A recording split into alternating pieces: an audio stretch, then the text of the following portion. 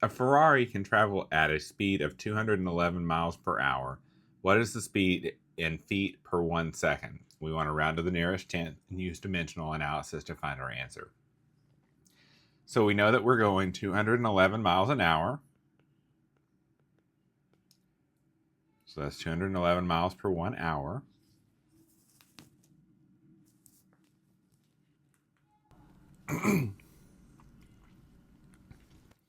And we need to convert and end up in feet per 1 second.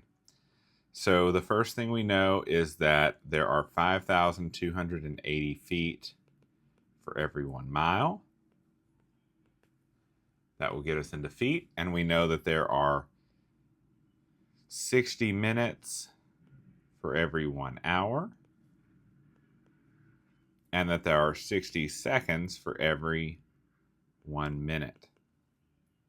Now this will cause hours to cancel, miles to cancel, and minutes to cancel, and we'll be left in feet per second. We multiply across the top. 211 times 5,280 times 1 gives us 1,114,080 feet. And then in the bottom we get 1 hour times, or 1 times 1 times 60 times 60, which is 3,600 seconds. When we do that division, we end up with 309.46 feet for every 1 second. And remember that we were told to round to the nearest tenth. So we look at this digit, which is greater than 5. So we round this one, the 4, up to a 5. So our final answer is 309.5 feet for every 1 second. A medication label provides a dosage strength of 140 milligrams per 20 milliliters. If the ordered dosage is 70 milligrams, which syringe represents the proper dosage? This is a proportion, so we do 100, not 120, 140 milligrams for every 20 milliliters. And we know that that's equal to 70 milligrams, our required dosage, over X milliliters. Now we can cross multiply and get 140 times X is equal to 20 times 70. 20 times 70 is 1,400 equals 140X. Divide both sides by 140. And you get that X is equal to 10. Remember that our unit with the X was milliliters, so 10 milliliters. And then we just want to find the syringe that has that number, which is A. A baby wombat is born at a local zoo and weighs 9.25 pounds. What is the weight in kilograms? You can assume that 1 kilogram is equivalent to 2.2 pounds and round to the nearest tenth, using dimensional analysis for your answer. So we have 9.25 pounds, and we want to use the equivalents for kilograms to pounds. We want pounds to cancel, so pounds will go on the bottom, and that's equal to 1 kilogram. So pounds will cancel, and we get 9.25 divided by 2.2, which is approximately 4.2, rounding to the nearest tenth, kilograms. In this problem, we want to create a box plot for the following set of data. So this data needs to be first put in order. So I'll do that. So we have 2, 3, 4, 5, 7, 8, 9, 11, 11, 12, 19, 20, 21, 23, 27, 32, and 35.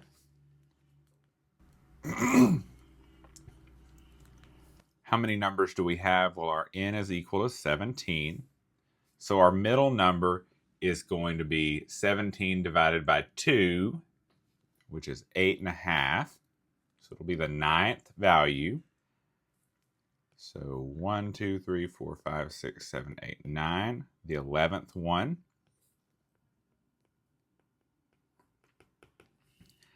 You could also cross out from the ends until you got to the middle, but it is 11.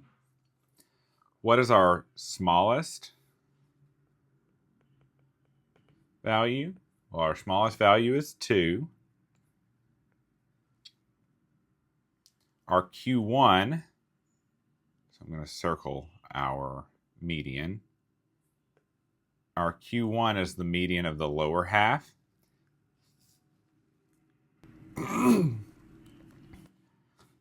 So crossing out 2, 11, 3, 9, 4, 8. So 5 and 7 is our middle.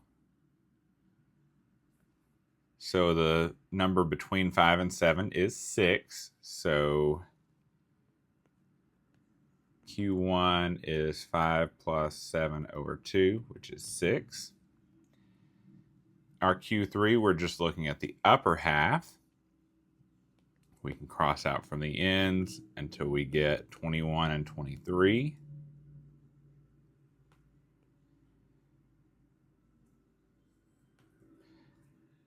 So Q3 is equal to 21 plus 23 over 2, which is 22, the number between those. And then our largest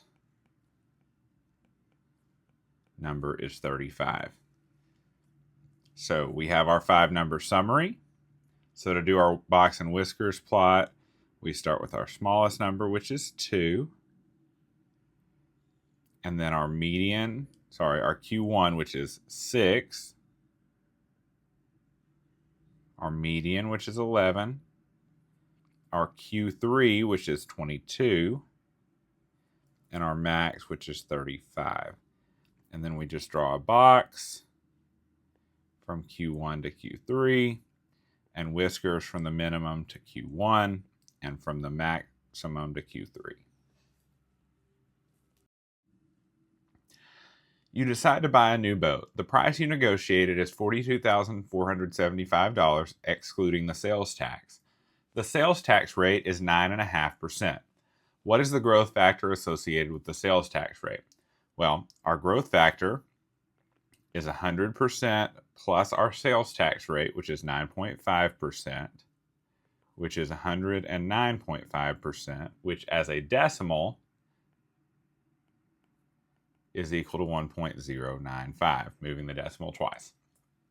Okay, to find our cost of the boat to the nearest cent, we take our $42,475 original price and multiply by 1.095, which gives us $46,510.12.5, which needs to be rounded to the nearest cent, which is $46,510, and we round up to the next cent, which is 13. Next, we have that Bubba owns a sports store. He's been watching current trends and thinks that a new baseball will become very popular. He decides to increase his inventory of 80 of this baseball by 35%. After a few weeks, he was able to sell 25% of his inventory. How many baseballs does, it should say Bubba, not Jamal, still have in his inventory? So first we have an increase, so a growth factor. And our growth factor is 100% plus 35%, which is 135%, which as a decimal is 1.35. And then our decay factor, we take off 25% of that, so 100% minus 25%, which is 75%, or 0.75. Then we can do our original number times our growth factor times our decay factor. So 80 times 1.35 times 0.75, which gives us 81 baseballs still in inventory. A hawk is flying at a height of 1,250 feet in the air and sees a snake on the ground. What is this height in meters? You can assume that 3.28 feet is equivalent to 1 meter, and we want to round to the nearest tenth. You must use dimensional analysis to find the answer. So we know that we have 1,250 feet. We want to end up in meters. So I'm going to put that over 1. And we know that 3.28 feet is equal to how many meters? Well, it's equal to 1 meter. Feet will cancel, and we can do 1,250 divided by 3.28. Our unit is still meters, which is approximately, when we enter it into our calculator,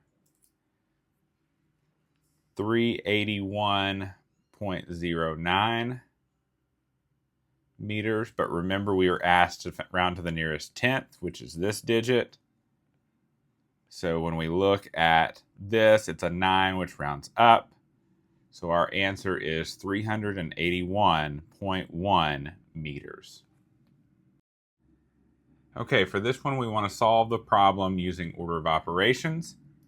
So if we look at this problem, what is the first operation that we want to do? Well, we look and see that we have 2 sets of grouping symbols, so 2 sets of parentheses. So we can do the 48 divided by 6 inside the internal parentheses. 48 divided by 6 gives us 8, and we'll just copy everything else down.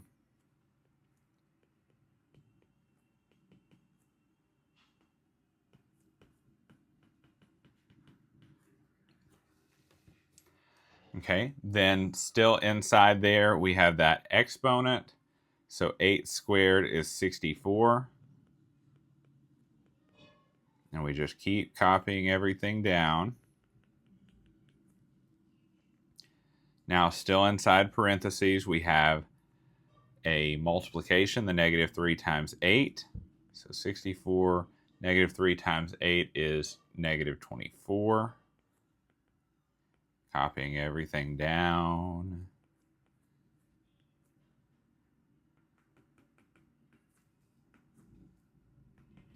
(64 minus 24 gives us 40, minus 16, quantity squared, minus 14 minus 11, quantity squared. 40 minus 16 is 24, quantity squared. And then we have, oops, not equals, but minus 14 minus 11, quantity squared. We're done with the left set of parentheses, so we move on to the right.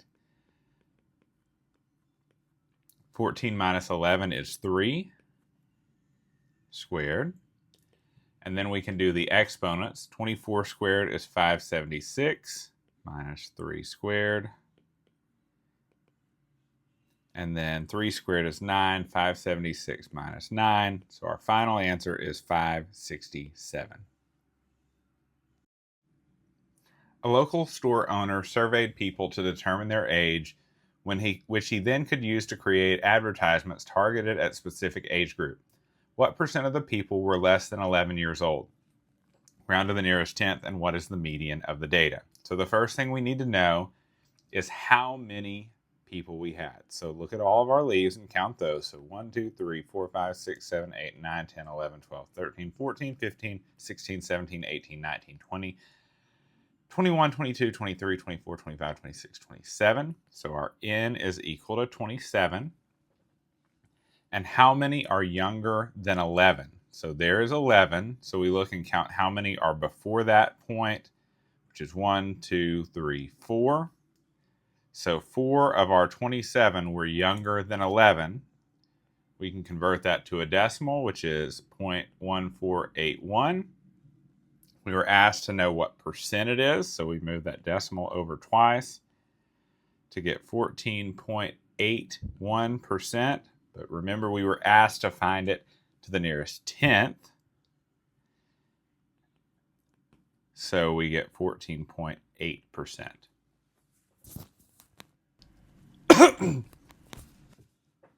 What was the median of the data?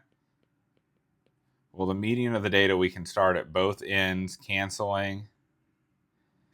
And then by the time we get to the middle, we know there's 27 So it's the 14th one.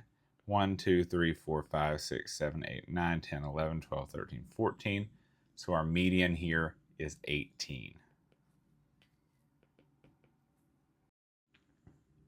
In this question, we want to write the number 23,700,000 in scientific notation. So we want to start with our decimal here, and it needs to end up between the 2 and the 3. So we move 1, 2, 3, 4, 5, 6, 7 places.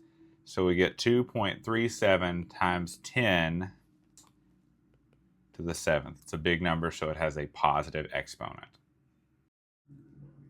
Here we want to write the number 0.037 using scientific notation. Remember, we need to have one digit to the left of the decimal, so we move over 2. So 3.7 times 10 to the, this is a small number, so it's negative 2. Now we're going the other way. We want to write 9.1 times 10 to the 5th in standard form. So we start with 9.1 and we move the decimal to the right. 1, 2, 3, 4, 5. Put our decimal there and fill in the rest with zeros. So we get 910,000. Here we want to write 3.79 times 10 to the negative 4th. So this is a small number, so we're going to move it to the left 4 times. So, oops. So 1, 2, 3, 4 times. So our number is 0.000379 in standard form. You go to the grocery store and buy 2 bags of apples. One bag weighs 2 3/8 pounds and the other weighs 5 1/5 pounds. What is the total combined weight of these bags? So we want to add those, so we can add them vertically. So 2 3/8 plus 5 1/5. Now notice we're going to have a common denominator. What's the least common denominator of 8 and 5? Well, that's 40. So this one gets multiplied by 5 over 5 to give us 15 over 40. And this one gets multiplied by 8 over 8, which gives us 8 over 40. So 2 and 15 40ths plus 5 and 8 40ths. 15 plus 8 gives us 23 over 40. And 2 plus 5 is 7. So the combined weight is 7 and 23 over 40 pounds. In this problem, we want to find the relative frequency for the interval 9 to 12, rounded to the nearest tenth. Now we only care about this row, okay? The first thing we need, though, is we need to know the total. So 2 plus 5 plus 8 plus 9. That gives us a total n of 24. So n equals 24. And for that column, we have 5. So our relative frequency is 5 over 24, which when we convert to a decimal is 0.2083. As a percentage, that's 20.83%. We want to round to the nearest tenth. So our answer is 20.8%. The box plot shown below represents the ages of people who attended a water park last Saturday. What percent of the people represented are more than 30 years old? So let's look on our box plot. Here is 30. What number is that? Well, that's our third quartile, Q3. How much is greater than that? Well, that's 1 quartile. Well, 1 quartile is like a quarter, and it's 25%. In this problem, we know that Bubba sold 76 geodes in 2018 and then sold 98 geodes in 2019. We want to determine the actual and relative increases to the nearest tenth. So, remember that actual increase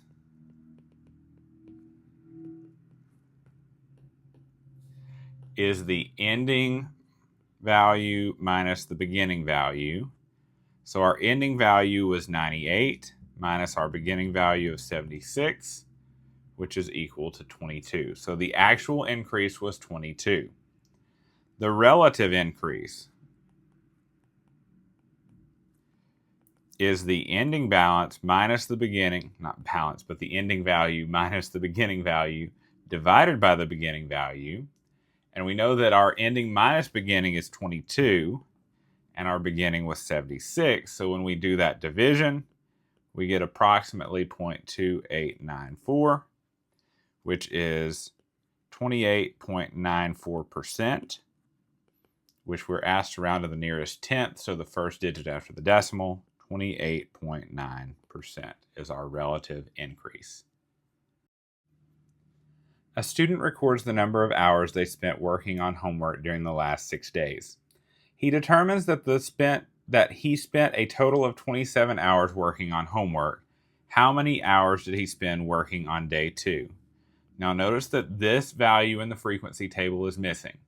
So what we need to do is we need to take our total number of hours, 27, and subtract all of the other values to find our missing one.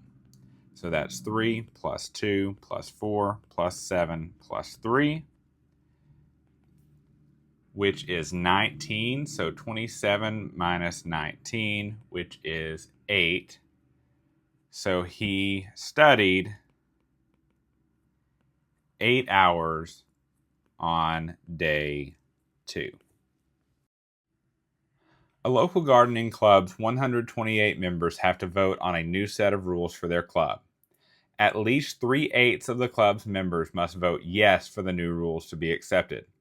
How many members must vote yes for the new rules to be accepted? Well, we know that we need 3/8 of, and of means to multiply, so 3/8 times our total number of members, 128, which gives us 384 over 8, which is equal to 48. So 48 members must vote yes.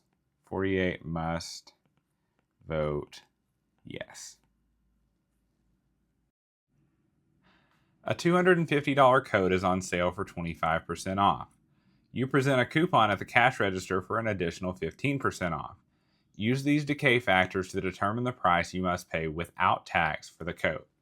So we have two separate decay factors. So our decay factor 1 is 100% minus 25%, which gives us 75%, or 0.75. Our decay factor 2 is 100% minus the 15%, which is 85%, or 0.85. So we can now multiply our price, $250, times those two decay factors, 0.75 and 0.85, which gives us $159.37.5. We can't have a half a cent, so we have to round that based on the value of our third decimal, which is greater than or equal to 5, so we round to 38 cents. So $159.38. So Jeremy decides to buy a car which costs $25,500 without sales tax. The state sales tax rate is 9.25%. Use a proportion to determine how much sales tax Jeremy will pay. Well, we don't know the amount of sales tax, but we know that it is a portion of the total cost, $25,500. And we know that's equal to 9.25% over 100%.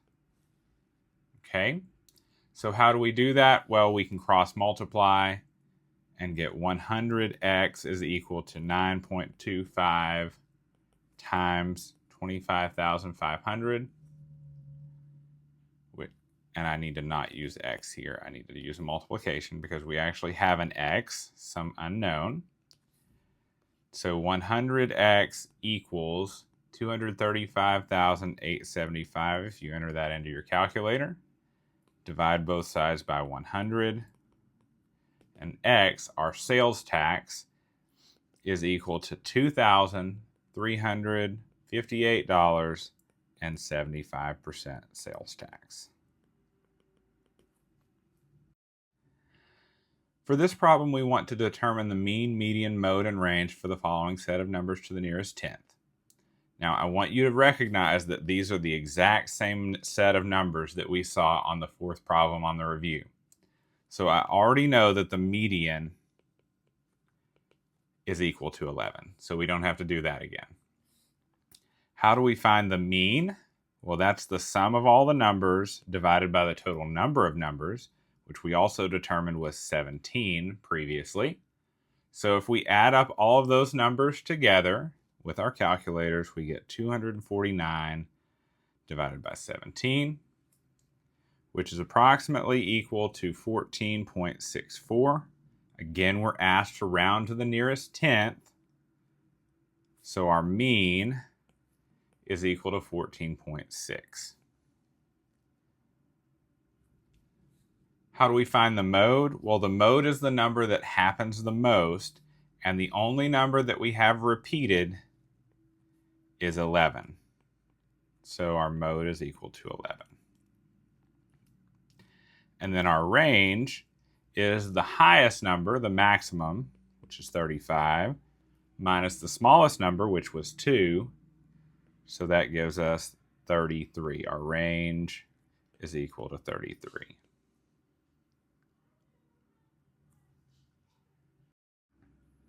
In this problem, we're trying to find an unknown number.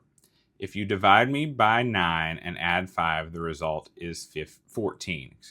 Who am I? So the steps we take, we do a division by 9, then we do addition of 5, and we get 14. So working backwards, we'll start with 14. Instead of adding 5, we'll subtract 5, and that gives us 9. And then instead of taking that 9 and dividing, we'll multiply the 9 times 9, and we get 81. So our unknown number is 81. Now, if you take and divide that by 9, you get 9, add 5, and you get 14. So it works. Last question for this review. Bubba has a large fossil collection. He has 35 fossilized shark teeth, which represent 20% of the collection. This is a typo. This should just be 20% of the total collection. So how many fossils are in his collection? Well, we know that 35 represents a part of that collection, not the whole thing. The total, we don't know, we're trying to find, but we know that the shark teeth represent 20 out of every 100, or 20%. So we can cross multiply and get 35 times 100 is equal to 20 times x. 35 times 100 is 3,500. 20 times x is just 20x. We can divide both sides by 20 to get x by itself. 3,500 divided by 20 is 175. So the number of total fossils in his collection are 175 fossils.